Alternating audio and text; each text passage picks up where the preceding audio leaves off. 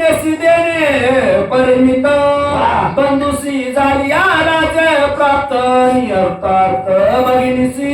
एवढंच नाहीये, कारण बाप जर श्रीमंत असला तर पुरीला घरी सांभाळील. बरोबर आहे ना?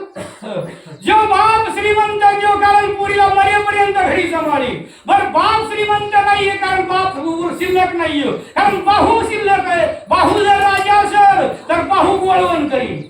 बरं का?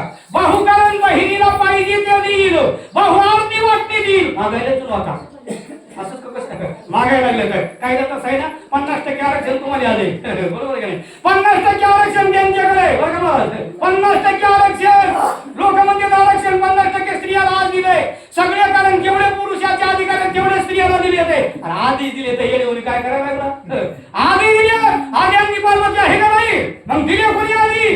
बरोबर मला कारण आधी दिले नाही तुम्ही आज दिले काय सांगू नका. कारण ही परिस्थिती आमची संप्रदाय असा एवढा मोठा आहे दादा. कारण असं कार्य आहे मग कारण बाहू जर एवढं वैभव करू शकतोय, एवढं वैभव देऊ शकतोय, आता पुढे काय करू शकते आहे.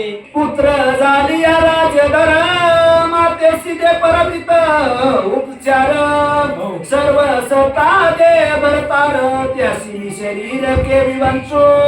एवढंच नाहीये, कारण पुत्र जर राजा झाला बरं का, वर्ग जर राजा झाला आणि राजा झाल्यानंतर बाकीचे सगळे